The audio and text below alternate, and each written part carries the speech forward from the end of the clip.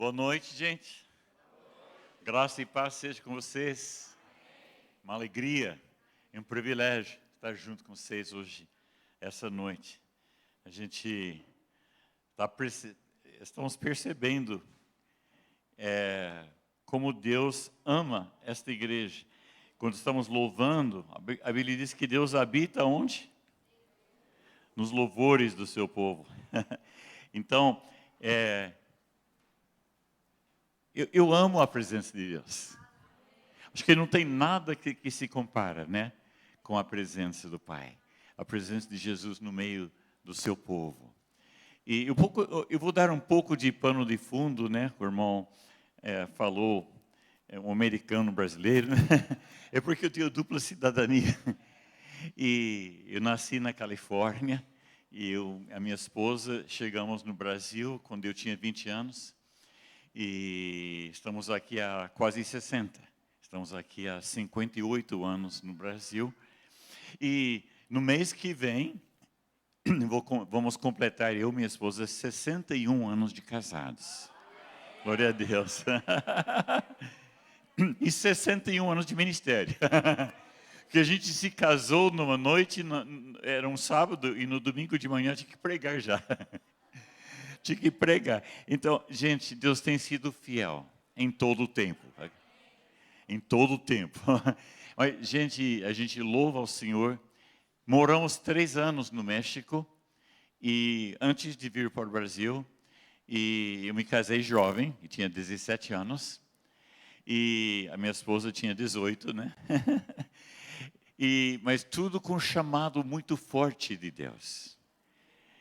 Quando eu tinha 7 anos de idade, Deus me mostrou um mapa da América do Sul e o Brasil destacado. Então, com 7 aninhos, eu sabia que um dia a gente estaria no Brasil, só que não sabia quase nada sobre essa nação. E no decorrer do tempo, Deus foi confirmando o chamado. E quando Ele nos chamou para o México, foi muito claro, mas como se fosse um tempo preparatório para o ministério futuro, que seria no Brasil.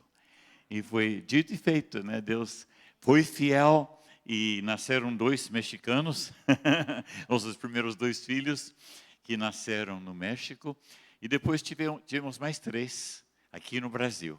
Todos os nossos 5 filhos são pastores, para a glória do Senhor. A gente não obrigou nenhum deles. Nenhum deles. A gente disse, ó, se quiser ser, o que você quiser ser, pode ser. Mas eles todos optaram pelo ministério. E temos 2 filhos homens e 3 filhas. Os 2 filhos homens, depois de grande, né? Um deles, aos 18 anos, acho que ele foi para os Estados Unidos. E ele estudou lá, no Instituto Bíblico, casou com uma outra aluna lá, né? Recebeu um chamado para ser pastor de jovens de uma igreja na Califórnia. Depois de muitos anos, sentiram de abrir uma igreja em São Francisco. E faz agora mais de 10 anos que eles abriram uma igreja que está vibrando, que é uma bênção do Senhor. Está crescendo, está se multiplicando. E outro filho nosso está em Orlando. Ele é muito amigo do Paulo Subirá, só que está a 1 hora distante, porque Orlando é grande, né? Então, eles estão lá também. E faz 1 ano e meio que abriram uma igreja nova. Ele e a Mayra, a sua esposa. Tony e Mayra, né? E outro filho é John, né? É Jonathan. E então, gente, nós temos 3 filhas. Uma está em Maringá, esposa de pastor, é pastora. Uma está em Joinville e uma está em São Paulo. E então, a caçula, que está em São Paulo, com seu marido, devem partir o mês que vem para missões. Para plantar uma igreja na República Dominicana. Tem orado, tem buscado a Deus e sentem muita confirmação e aí já compraram passagem. E pela fé vão com as 3 crianças. E então nós louvamos a Deus. Temos 15 netos. E três deles são pastores. E temos 9 bisnetos. Nenhum deles é pastor. Não deu tempo. Amém. Eu contei um pouco de pano de fundo, né? A gente, no Brasil, eu e minha esposa, ministramos no Paraná durante mais de 45 anos, acho. E no norte do Paraná, e depois em Curitiba, depois Santa Catarina e depois São Paulo. Os últimos 7 anos, aliás, ficamos 7 anos em Joinville, 7 anos em São Paulo. Estamos já de volta em Curitiba 1 ano, já faz 1 ano. O pastor Marciano convidou para fazermos parte da equipe pastoral da Alcance em Curitiba. Estamos felizes da vida de volta em Curitiba. E estou muito feliz de estar com vocês hoje. Eu vejo a mão do Senhor sobre a vida de vocês. Não sei o nome do nosso irmão que está aqui. Eduardo. Há uma graça sobre a tua vida. Há uma graça de evangelização, de evangelismo. E Deus vai te usar para ganhar muitas almas. Não poucas, muitas almas. Eu vejo Deus te usando, trazendo cura também. Falando do amor de Deus, as pessoas entregando a vida de Jesus e sendo libertas. Deus vai te usar nisso aí. Deus vai te usar. Eu te vejo não só na cidade, eu vejo ao redor, na área rural. Vejo Deus dando graça para você como estratégia. Vai agora neste lugar. Vai naquele lugar. Deus vai abrir portas para vocês. Vocês aceitam? Recebem? Amém. Não sei o nome do irmão aqui, o rapaz. Hércules.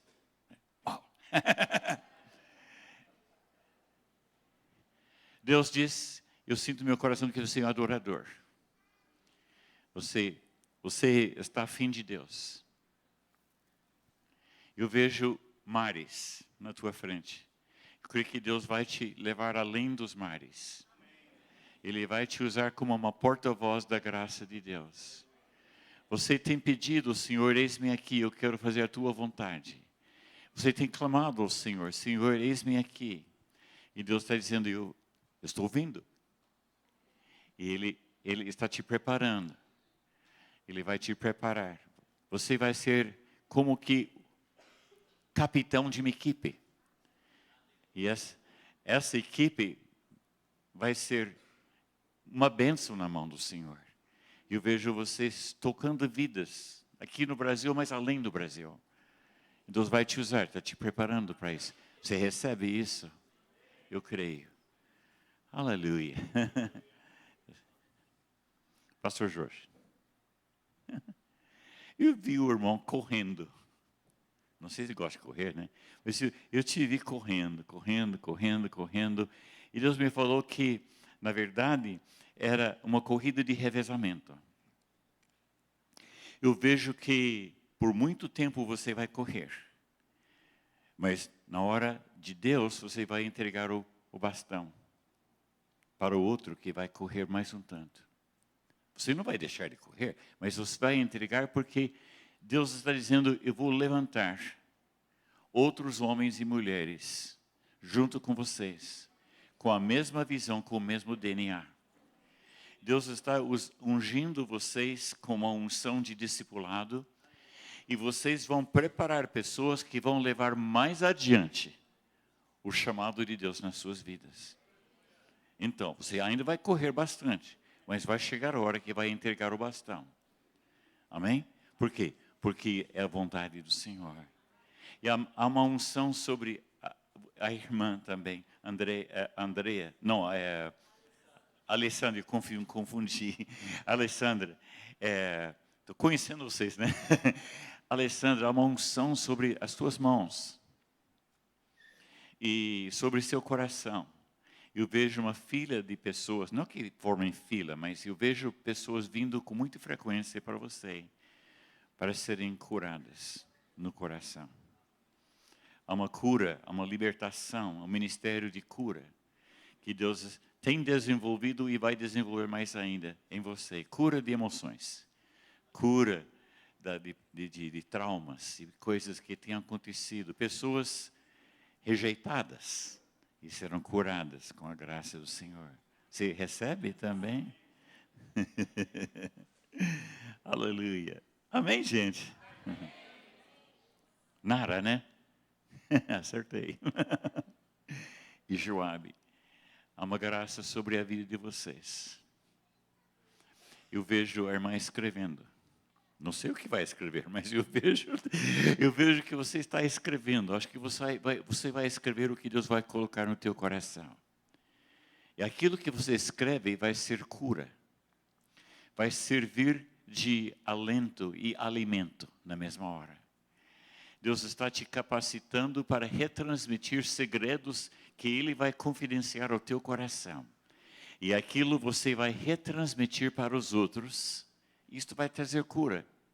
A Bíblia diz que tiraram de Paulo lenços e levaram para os doentes e aventais, e colocaram sobre os enfermos e foram curados. Eu vejo que aquilo que a irmã vai escrever vai trazer cura para as pessoas. As suas mãos também estão ungidas.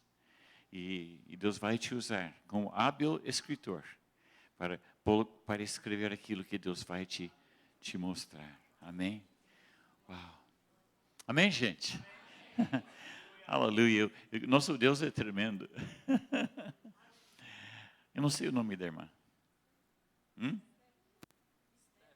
Stephanie. Uau! E esse nenenzinho? Israel. Uau! E o nome do irmão? Washington. Há uma graça sobre vocês, não apenas para louvar e dirigir o louvor, mas há uma graça para vocês se multiplicar. Porque eu vejo ao redor de vocês pessoas que vocês vão mentorear, discipular, para serem adoradores na presença do Senhor. E a graça que está em vocês vai se multiplicando e vai formar. Vai ter muito adorador aqui, irmão. Já tem muitos, né? Mas vai ter muita gente que vão aprender com vocês como adorar o Senhor. Uau.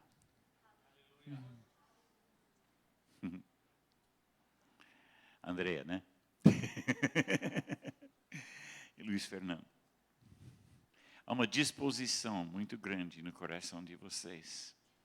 Vocês já disseram, Senhor, eis-nos aqui, para o que vier, para o que der, para o que o Senhor quiser. E Deus está ouvindo. E eu vejo que há uma graça em seus corações que vai ser uma bênção para as pessoas. Eu vejo vocês com hospitalidade.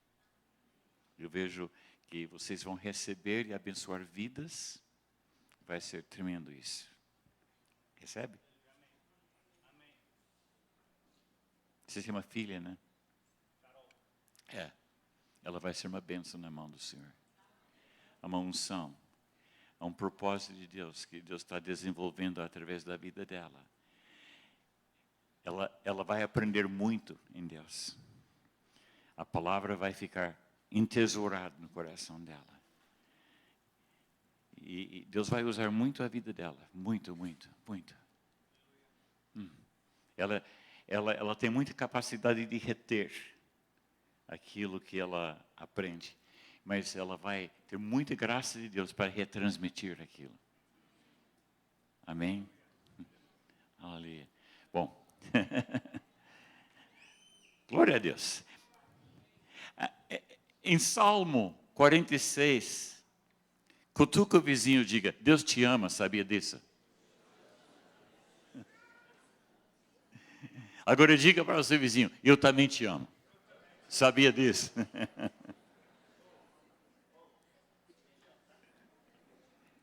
Salmo 46, os primeiros 5 versículos, Salmo 46.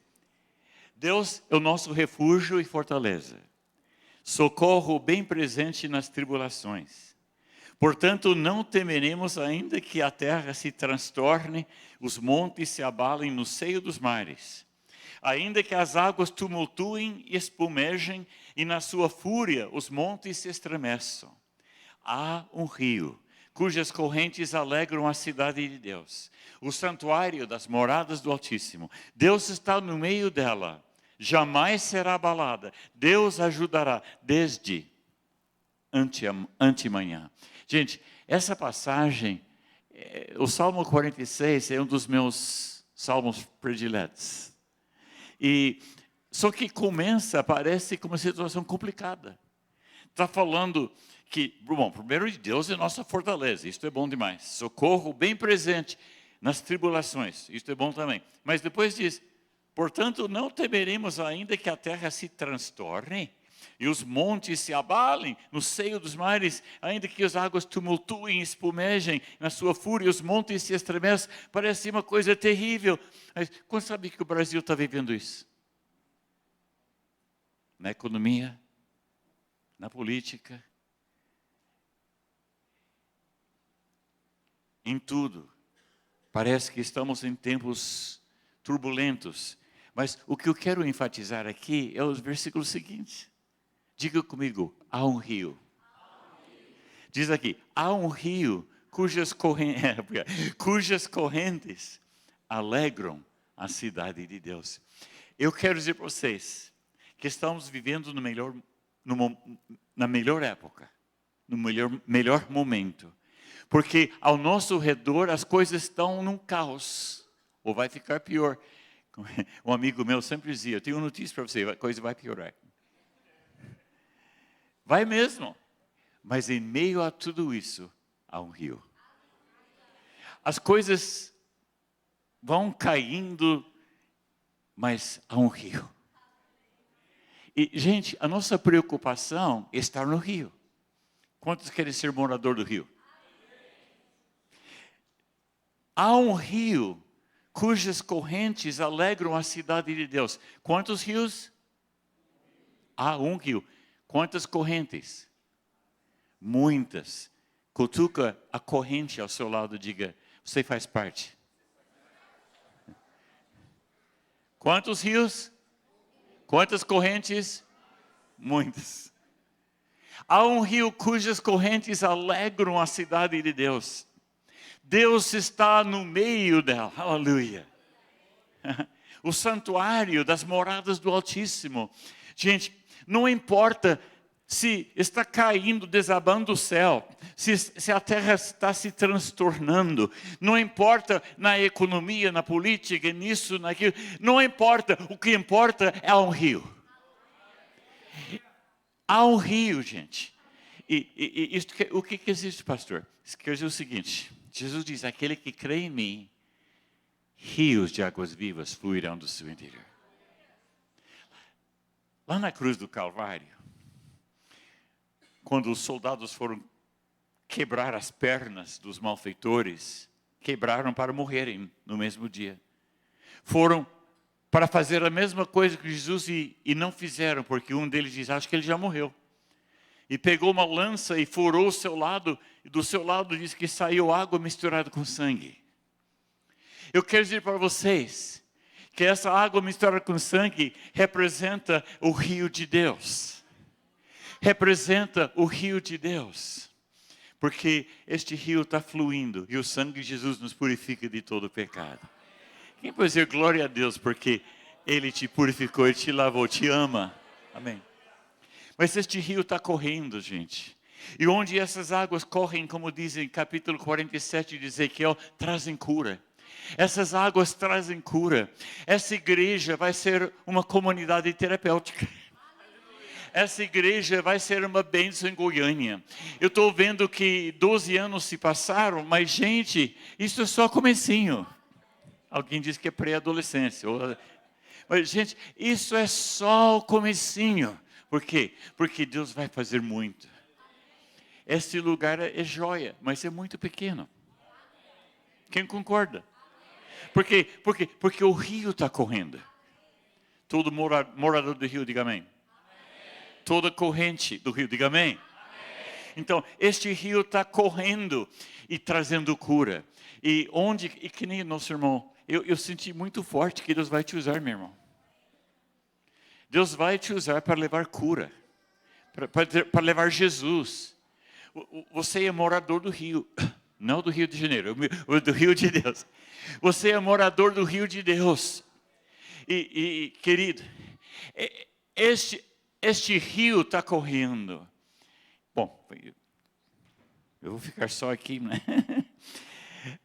Eu quero falar hoje à noite sobre o seguinte: o toque da vitória. Diga comigo, o toque da vitória. Em Apocalipse capítulo 1, versículo 17, Apocalipse 1, 17, o apóstolo João, que era um dos mais íntimos discípulos, aquele que ficava ao lado de Jesus, descansava a sua cabeça no peito de Jesus. Ele estava tão próximo de Jesus que os outros, como Pedro, quando queriam saber alguma coisa de Jesus, perguntavam para João, porque João estava mais perto.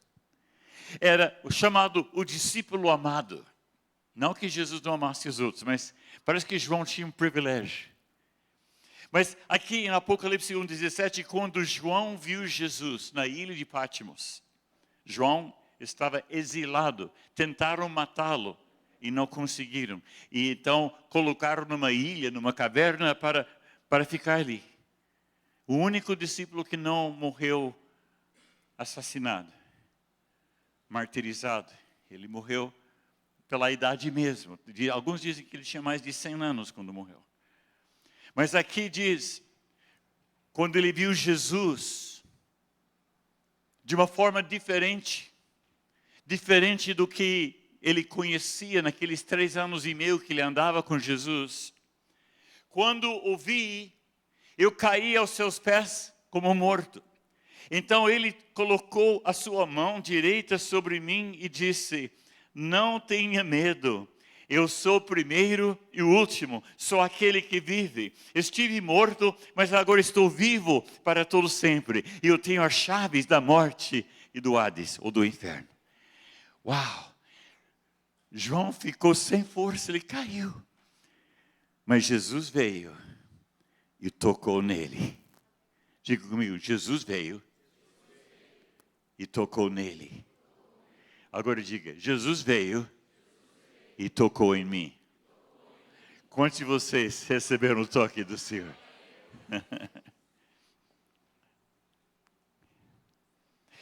Há uma música bem antiga, né, do século passado,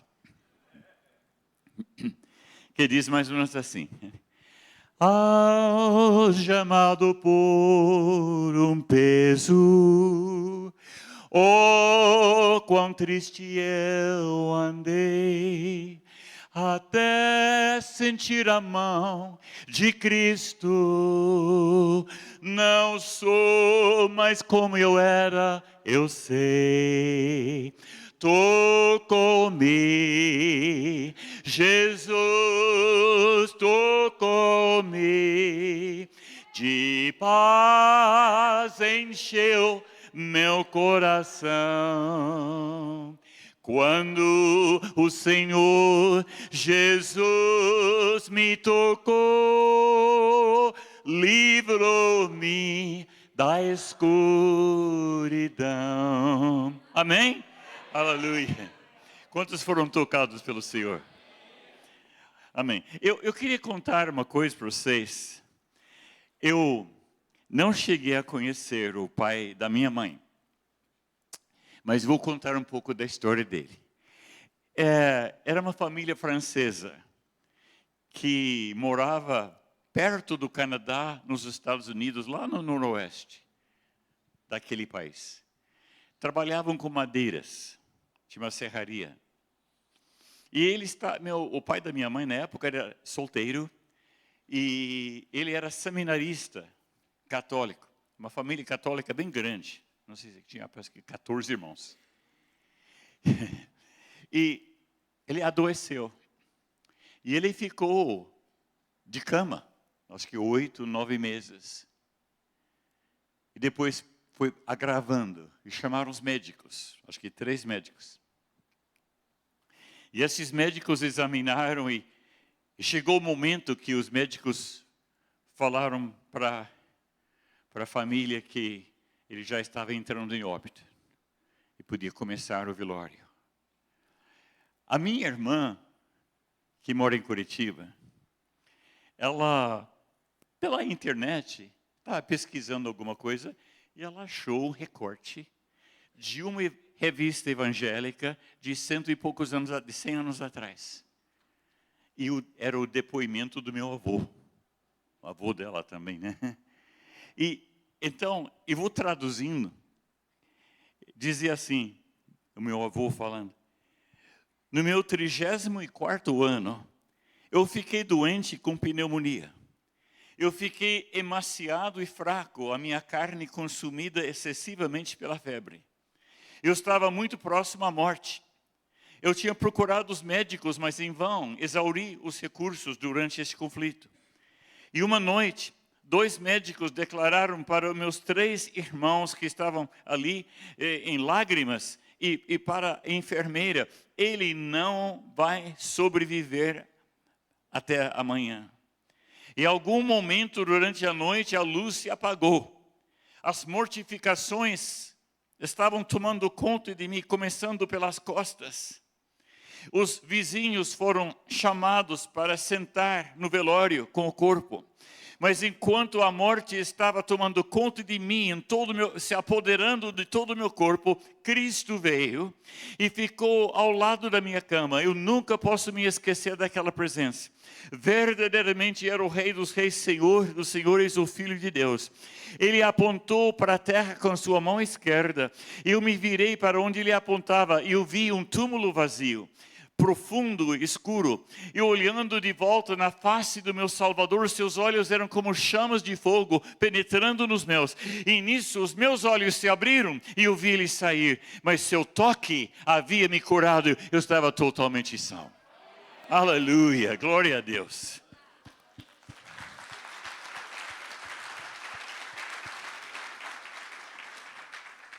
Aleluia. E eu louvo a Deus também porque ele não virou padre. Se tornou um pastor. E se converteu, se casou, graças a Deus. Senão eu não estaria aqui. Teve 5 filhos, a minha mãe é caçula, com a gêmea dela, a irmã gêmea. E quando a minha mãe tinha 15 anos de idade, o meu avô chamou ela e a irmã dela para perto dele e disse: filhas, o mesmo anjo que também apareceu quando Deus me ressuscitou, chegou de volta e disse que na semana que vem vai ser a minha vez.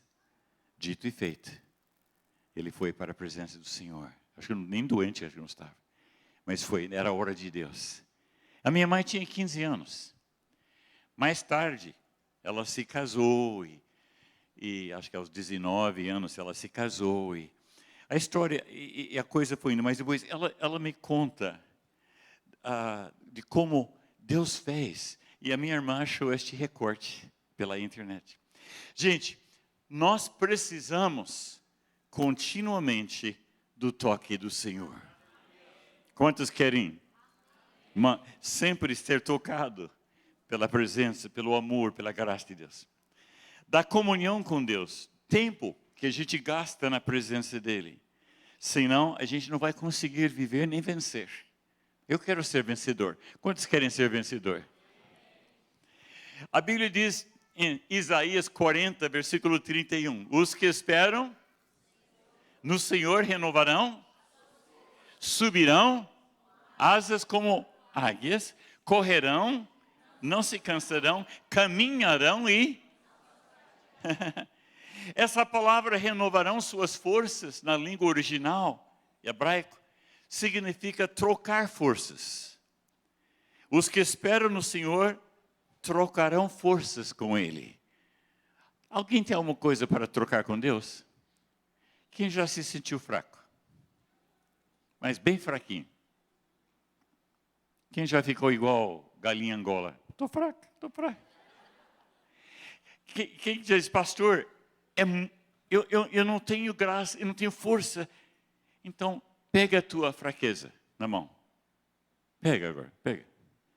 Entrega para o Senhor. Diga aqui, Senhor, vou fazer uma troca.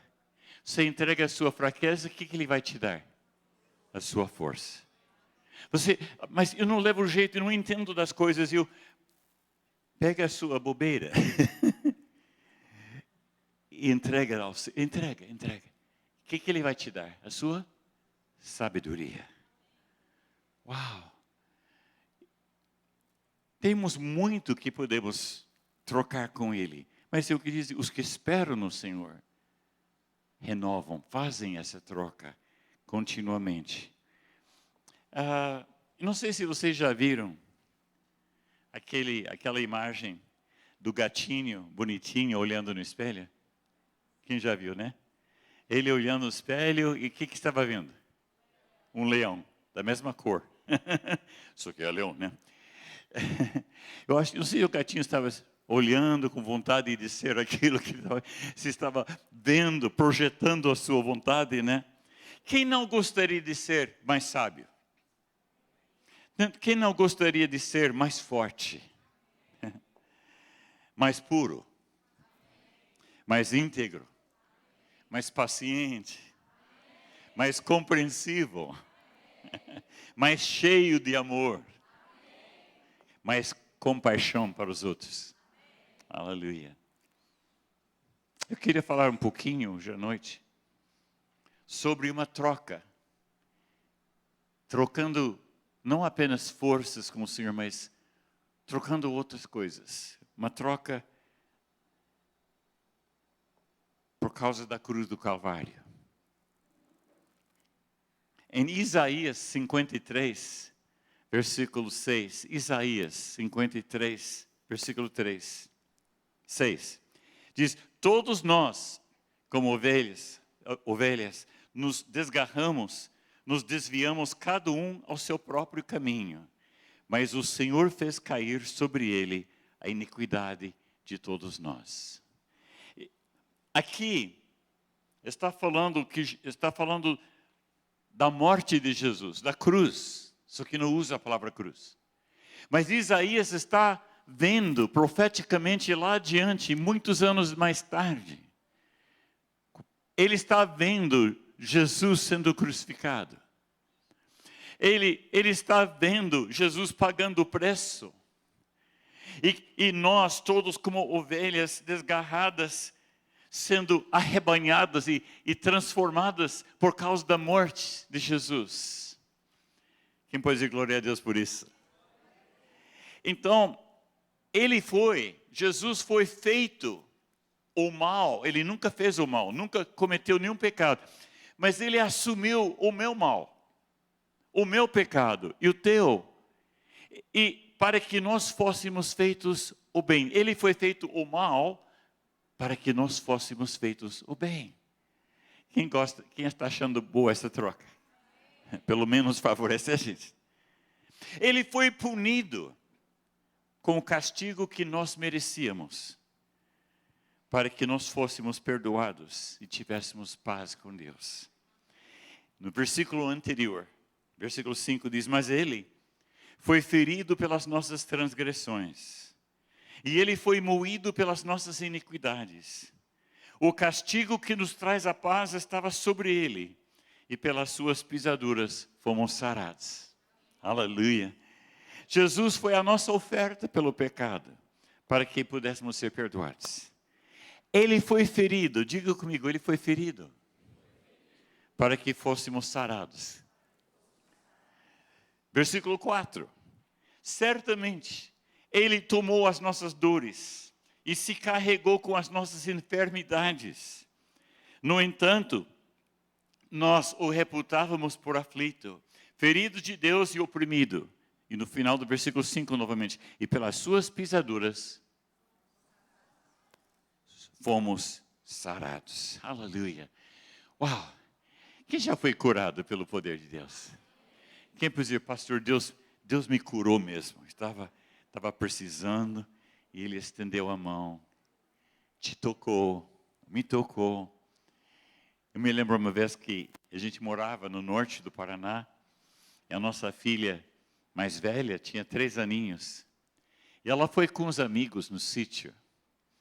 E os pais dos amiguinhos dela, né, tinham um sítio. E lá no sítio, não sei por que ela quis andar de pônei. Um cavalinho, né? E ela caiu de mau jeito e quebrou a clavícula.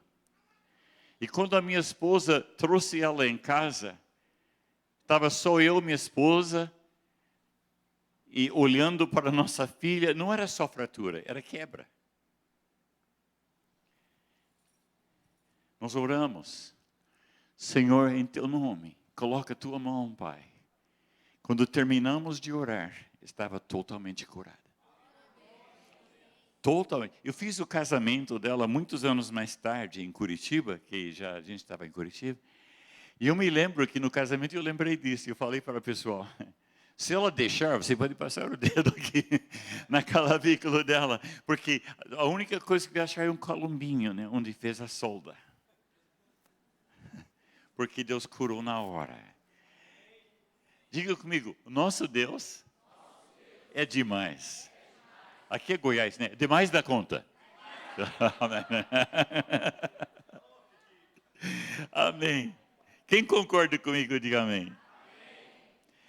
Essa troca na cruz, Jesus por nós, não só ele foi ferido, ele foi rejeitado. Ele suportou a rejeição para que nós fôssemos aceitos. Tem muita gente rejeitada. Muita gente que vive com trauma de rejeição. Mas Jesus foi rejeitado para que nós fôssemos aceitos. Em Mateus 27, versículo 46 diz, e perto da hora nona, Jesus clamou com grande voz, dizendo, Eli, Eli, lama sabachthani, que isto é, meu Deus, por que me desamparaste? Deus Pai teve que virar as costas para o seu filho, coisa que nunca teria acontecido. Por quê? Porque Jesus pegou o meu pecado e o teu pecado. Jesus pegou a maldade de toda a humanidade sobre ele. E ele clamou, Pai, Eli, Eli, lama sabachthani. Meu Deus, por que me desamparaste? Estava citando o Salmo 22, versículo 1, que Davi profeticamente diz a mesma coisa. Jesus também suportou a vergonha para que nós compartilhássemos da sua glória.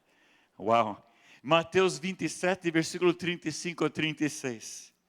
Então, o crucificaram e dividiram as suas vestes, lançando sortes, para que se cumprisse o que fora dito pelo profeta. Eles dividiram as minhas vestes entre eles, e para minha roupa eles lançam sortes. Sentando-se, vigiavam-no lá. Gente, em Hebreus capítulo 12, versículo 2, diz que olhando para Cristo, autor e consumador da nossa fé, o qual, pela alegria que lhe estava proposta, suportou a cruz, desprezando a vergonha ou a ignomínia, e está sentado à destra do trono de Deus. Ele foi despido e pregado na cruz. Que vergonha! Não era minha vergonha, era nossa vergonha. Ele suportou a vergonha para que nós compartilhássemos da sua glória. Aleluia. Agora, no livro de Romanos, capítulo 7, quem já leu Romanos capítulo 7? Onde o apóstolo Paulo está dizendo, quando eu queria fazer o certo, acabei fazendo o errado. Quando eu não quis fazer o errado, acabei fazendo o errado. E daí ele chega no versículo 24, o dilema de Paulo, que é o nosso dilema também. E ele disse, ó miserável homem que eu sou. Outra versão diz, ó desventurado homem que eu sou. Quem me livrará do corpo desta morte? Ele diz, quem vai me tirar dessa? Versículo 25, graças a Deus por Jesus Cristo nosso Senhor. Aleluia. Quem pode dizer comigo, graças a Deus por Jesus Cristo. Uau, Paulo está dizendo, eu não estou vendo saída nenhuma. Eu não consigo Está difícil? Ah, graças a Deus, vou fazer uma troca. Vou entregar este homem desventurado e vou receber uma nova vida. Quem já fez essa troca? Bom demais. Agora, Romanos 8, dando seguimento, porque estamos no fim do capítulo 7, é só virar a página, dar continuidade. O que diz? Agora, pois, já nenhuma condenação há para os que estão em Cristo Jesus. Porque a lei do Espírito da vida em Cristo Jesus te livrou da lei do pecado e da morte. Diga comigo, a lei do Espírito da vida em Cristo Jesus me livrou da lei do pecado e da morte. Agora, quem já levou um tombo? Quem já caiu? Quando você caiu para cima ou para baixo? Por quê? Porque existe uma lei, que como se chama? A lei da gravidade. Ah, tá. Mas como é que tem uma pessoa ali que não está nem aí com essa lei? Por exemplo, você pegar um passarinho, né, um sabiá, você diga para o sabiá, você não sabia que... Não, essa é outra coisa. Você não sabia que tem uma lei chamada gravidade? O sabiá não está nem ali com essa lei, porque conhece outra lei, que chama-se a lei da aerodinâmica. E a aerodinâmica é mais forte do que a gravidade. A aerodinâmica faz com que os passarinhos voem. Quantos querem voar? Os que esperam no Senhor fazem troca, renovam suas forças, sobem com asas como águias. Existe uma lei da aerodinâmica espiritual. E está aqui em Romanos 8:1, 2, aliás. Porque a lei do Espírito da vida em Cristo Jesus te livrou da lei do pecado e da morte. Quem pode dizer glória a Deus? Gente, eu creio que hoje à noite o Senhor está querendo fazer uma troca com todos nós. Como que isso? Ele quer tocar na tua vida. Ele quer tocar naquela área que precisa de cura. Ele quer tocar naquela área que precisa de renovo. Ele quer tocar nas memórias ruins e tirar. Ele quer curar o teu passado, teu presente e teu futuro. Só Ele que pode. Quem já orou? Senhor, eu de novo. Pisei na bola de novo. Senhor, é a milésima vez, mas me perdoa. Gente, todos nós temos essa história triste, este testemunho. É ou não é? Mas, gente, é quando esquecemos que o toque dele muda tudo. Fechem seus olhos comigo. Se você está aqui e diz, pastor, eu creio que Deus pode, hoje à noite, agir na minha vida e me libertar das reincidências. Me libertar daquelas armadilhas do inimigo, aquelas arapucas, onde eu me prendia com tanta facilidade. Se você está aqui e diz, pastor, eu quero que hoje, eu quero fazer essa troca. Eu quero entregar a Ele todas as áreas da minha vida que eu não quero mais. Eu quero receber dEle o que está no coração dEle. Se você está hoje com esta finalidade, este propósito, levanta sua mão. Se eu diz, eu quero fazer essa troca. Eu quero fazer esta troca. Mantenha a mão levantada. Amém. Agora, abaixa a mão só um pouquinho. Pela fé, pega teu coração. E agora ele levanta de novo. Diga comigo, Pai amado, Em nome de Jesus. Aqui está meu coração. Aqui está a minha vida. Me perdoa, Pai. Mas eu não quero só teu perdão. Eu quero, Senhor, fazer uma permuta, fazer uma troca. Eu estou me dando a Ti, mas estou recebendo de Ti a Tua vitória. Toca na minha vida, Senhor. Liberta-me, Senhor. Cura, transforma, age, Senhor.